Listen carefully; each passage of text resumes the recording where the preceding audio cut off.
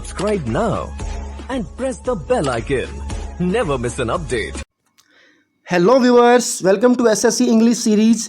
Students, आज हम बात करेंगे चैप्टर 2 टेंस के बारे में और उससे जुड़े हुए कुछ क्वेश्चंस डिस्कस करूंगा जिनके एग्जाम्स में आने की पॉसिबिलिटी प्रोबेबिलिटी 100% तक है।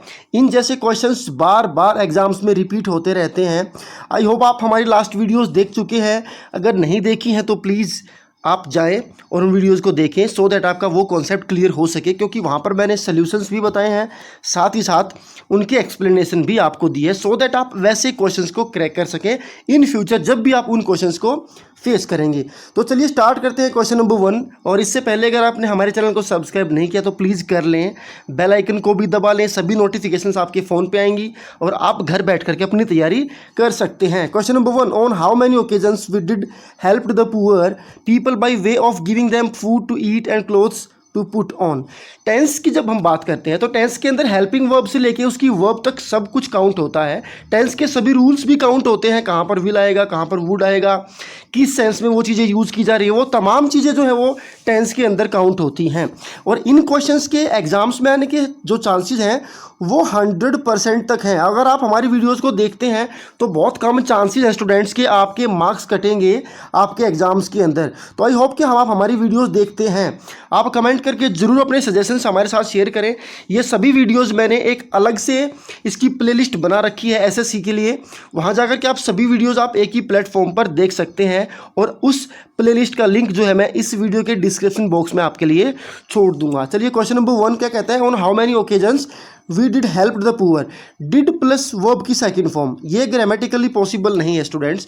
अब आप सोचेंगे कि टेंस के अंदर तो टीचर्स ने सिखाया कि डिड के साथ हमेशा वर्ब की फर्स्ट फॉर्म आती है, लेकिन डिड को हम जब यूज़ करते हैं जब नेगेटिव या इंटरोगेटिव सेंस होती है। अब यहाँ तो ना तो इंटरोगेटिव है और नेगेटिव भी नहीं है, तो फिर ये क्या कॉम्बिनेशन होगा। लेकिन कई बार जब किसी बात के ऊपर फोर्स दिया जाता है तो डू डज डिड के साथ वर्ब की फर्स्ट फॉर्म भी आती है, चाहे वो सेंटेंस नेगेटिव या इंटरोगेटिव ना हो, चाहे ना तो वहाँ पर नोट आया हो ना ही वहाँ पर क्वेश्चन मार्क आया हो, फिर भी उसके बावजूद भी हम लोग जो है वहाँ पर डू डज डिड के साथ वर्ब की फर्स्ट फॉर्म को यूज़ करेंगे। तो हेल्प्ड को हम यहाँ पर रिप्लेस कर देंगे, आपका एरर है, वर्ब की first form that is help. Come to the next question students. Question number 2 क्या कहता है, although the manager was keen to getting the work done through Sudhir yesterday he tries to avoid. अब यहाँ पर जो sentence है उसके अंदर आप देखेंगे तो वॉज यहाँ पर यूज़ किया गया है, ओके, यस्टरडे यहाँ पर यूज़ किया गया है। ये दोनों चीज़ें क्या शो करती हैं कि ये पास्ट टेंस का सेंटेंस है। सडनली आपने देखा कि थर्ड पार्ट में ट्राइज को यहाँ पर एकदम से लिख दिया गया, इसका मतलब ये आपका गलत है और इसकी जगह पर आप जो है वर्ब की सेकंड फॉर्म जो कि पास्ट को ही शो करती है उसको यूज़ करेंगे। मीन्स कि यहाँ पर क्या आएगा, ट्राइड को हम यहाँ पर यूज़ करेंगे। Okay students, come to the next question that is question number 3। क्या कहता है एक बार देख लीजिए, our new neighbours had been living in Arizona since 10 years। Our new neighbours had been living in Arizona since 10 years। मैंने since और for का यूज़ आपको बता रखा है, एक पहली वीडियो में मैंने बताया था जब आपको पॉइंट ऑफ टाइम दिया जाता है तब वहाँ पर आप सिंस का यूज़ करते हैं परफेक्ट कॉन्टिन्यूस टेंसेस के अंदर, चाहे वो प्रेजेंट का परफेक्ट कॉन्टिन्यूस है, पास्ट का या फिर फ्यूचर का। टाइम के लिए, टाइम ड्यूरेशन के लिए, टाइम पॉइंट के लिए हम सिंस या फॉर यूज़ करते हैं। तो इन दोनों में से अगर जस्टिफाई किया जाए तो जहाँ पर पर्टिकुलर पॉइंट होता है वहाँ पर सिंस यूज़ किया जाता है और जहाँ पर पीरियड ऑफ टाइम होता है वहाँ पर फॉर यूज़ किया जाता है। अब यहाँ पर जो 10 years का जो टाइम दिया गया है, it is not a point of time, it is a duration of time, it is a period of time. तो यहाँ पर हम लोग सिंस को यूज़ नहीं करेंगे, मतलब ये आपका एरर है और ये एरर है तो फिर जाहिर सी बात है इसको हम लोग क्या कर देंगे, रिप्लेस कर देंगे और यहाँ पर क्या आएगा, फॉर आएगा। Come to the next question, question number 4 क्या कहता है, the fifth and the final act of Macbeth contain the sleep walking scene. Fifth और लास्ट एक्ट में मैकबेथ के स्लीप वॉकिंग सीन है, मतलब वो कंटेन करता है sleep walking scene. It is a general fact, ये बुक के अंदर एक ट्रूथ है, उस बुक के बारे में बात कर रहे हैं। जब भी जनरल ट्रूथ की बात की जाती है सिंपल प्रेजेंट टेंस का यूज़ किया जाता है। सिंपल प्रेजेंट का मतलब होता है वर्ब की फर्स्ट फॉर्म। अगर आपका सब्जेक्ट सिंगुलर है तो वर्ब की फर्स्ट फॉर्म के साथ आप एस या फिर ई एस भी यूज़ करेंगे। तो इसका मतलब आप समझ चुके होंगे। कंटेन की जहाँ तक बात है तो कंटेन को रिप्लेस कर देंगे कंटेन से, बिकॉज आपका जो सब्जेक्ट है that is singular. Come to the fifth question students. I saw him a couple of times. मैंने उसे एक दो बार देखा है since May. I saw him a couple of time since May. तो यहाँ पर जो आपका सॉ है आप उसको हटा देंगे, ये ग्रामेटिकली रॉन्ग है। इसको आप किस में यूज़ करेंगे? हैव सीन के अंदर यूज़ करेंगे। एक बात को आप समझ लीजिए, जहाँ पर सेंटेंस के अंदर फ्रीक्वेंसी दी होती है और उसके बाद सिंस दिया होता है और टाइम दिया होता है, फिर जनरली आप वहाँ पर क्या करेंगे? हैव प्लस वर्ब की थर्ड फॉर्म मीन्स के परफेक्ट टेंस जो है वो प्रेजेंट परफेक्ट के अंदर उसको आप काउंट करेंगे। तो सॉ आपकी जो वर्ब है वो रिप्लेस हो जाएगी हैव सीन से। Now come to the sixth question. Gauri told me his name before he left. अब यहाँ पर एक रूल आप समझ लीजिए, एक सेंटेंस के अंदर दो काम हुए, दोनों ही पास्ट के अंदर हुए, बट दोनों के होने के टाइमिंग में फ़र्क है। एक काम जरा पहले हुआ, एक काम बाद में हुआ। तो आप उस टेक्निक को समझ लीजिए, जो काम पहले ख़त्म हुआ उन दोनों के कंपैरिजन में वो हमेशा हैड प्लस वर्ब की third form that is past perfect tense में, और जो जस्ट उसके बाद हुआ मीन्स के उसके बाद हुआ जो काम, उसको आप सिंपल पास्ट का यूज़ करके जो है वो शो करेंगे। तो यहाँ पर हमारे पास ऑप्शन है Gauri told me his name before he left. Okay, तो अब आपको यहाँ क्या देखना है कि कौन सा काम पहले हुआ, कौन सा काम बाद में हुआ। अब आपने देखा गौरी ने मुझे उसके जाने से पहले क्या बताया? नाम बताया। तो पहले क्या किया? पहले नाम बताया गया है। जो काम पहले किया गया उसको आप किस में यूज़ करेंगे? हैड प्लस वर्ब की थर्ड फॉर्म में। तो हम यहाँ पर क्या सेंस बनाएंगे?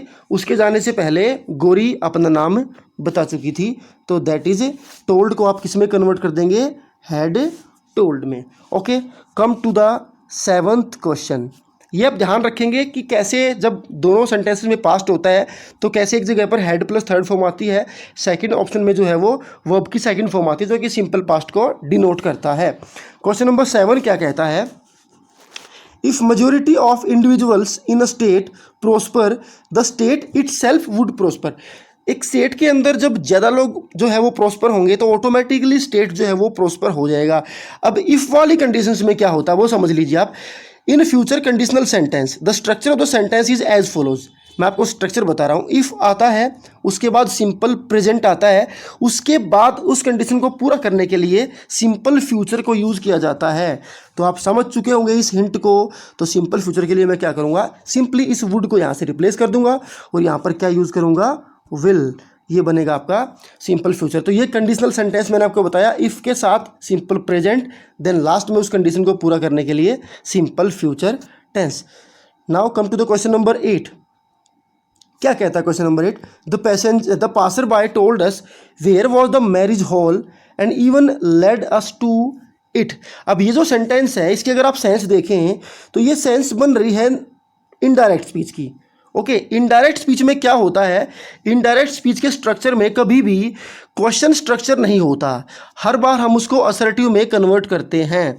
लेकिन यहाँ पर तो where was the marriage hall, ये तो इंटरोगेटिव सेंस बन रही है। तो where was the marriage hall को हम रिप्लेस कर देंगे where the marriage hall was.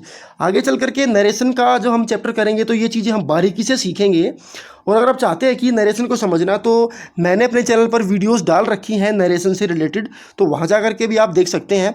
अगर आप चाहते हैं कि उसके लिए एक अलग से प्लेलिस्ट बनाकर आपके लिए मैं डालूँ तो आप मुझे प्लीज़ सजेस्ट करें, या फिर मैं उनके लिंक आपके लिए शेयर कर दूँगा, जैसे आप मुझे जो है वो बताते हैं कि आपको क्या ज़रूरत है।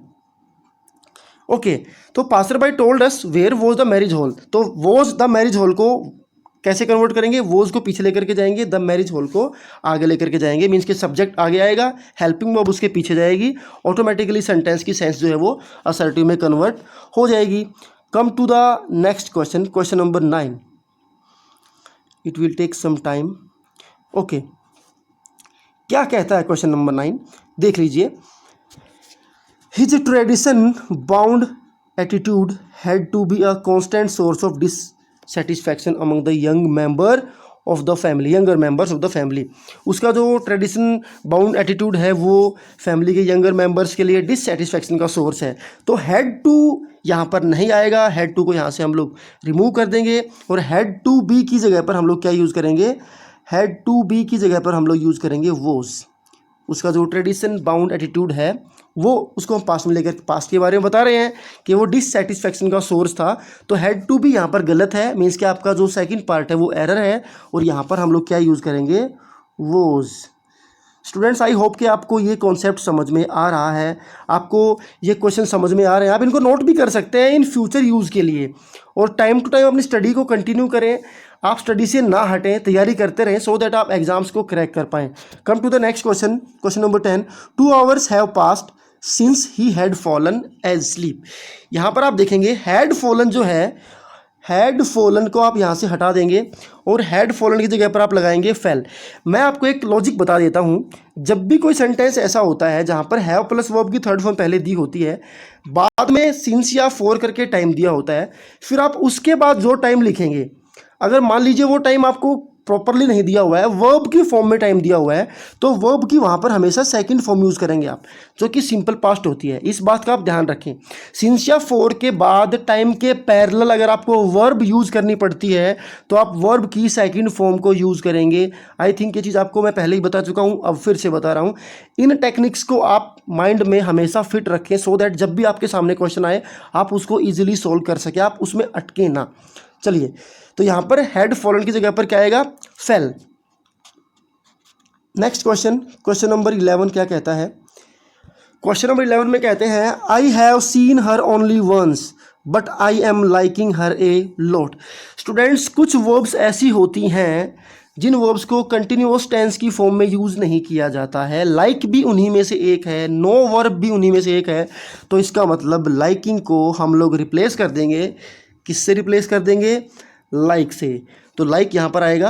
ओके, तो लाइकिंग यहाँ पर रॉन्ग है, मीन्स कि आपका थर्ड पार्ट एरर है। Like is the right choice. Come to the question number 12। After making me wait for 2 agonizing hours the great man called me in and asked me what do I want। यह फिर से indirect speech का sentence है। Ask यहाँ पर आया है, अब इसके बाद अगर आस्क्ड आया है मीन्स कि ये पास्ट में है। अगर ये पास्ट में है तो इसके आगे वाला जो भी हिस्सा होगा वो भी किस में आएगा, पास्ट में ही आएगा। बट डू आई वॉन्ट को आप पास्ट में तो नहीं कह सकते, तो डू आई वॉन्ट को आप किस में रिप्लेस करेंगे, रिप्लेस आप व्हाट डू आई वॉन्ट को कर देंगे replace what I wanted, means के वर्ब की सेकंड फॉर्म में। डू प्लस वर्ब की फर्स्ट फॉर्म चेंज हो जाएगी वर्ब की सेकंड फॉर्म में, क्योंकि आपका जो गिवन सेंटेंस है ये एक असर्टिव सेंटेंस की को शो कर रहा है, so it will follow assertive structure. Okay, now come to the next question. ये नरेशन से रिलेटेड था बट चूंकि इसके अंदर टेंस यूज़ होना ही था तो आपको ये टेक्निक भी पता होनी चाहिए। अगर आपकी रिपोर्टिंग वर्ब जो है वो पास्ट टेंस में है तो बाद वाला हिस्सा नहीं, स्पीच वाला जो हिस्सा होगा उसकी सभी वर्ब जो है वो ऑटोमेटिकली पास्ट टेंस में जो है वो चेंज हो जाएंगी। Okay, come to the next question. He ate nothing since yesterday.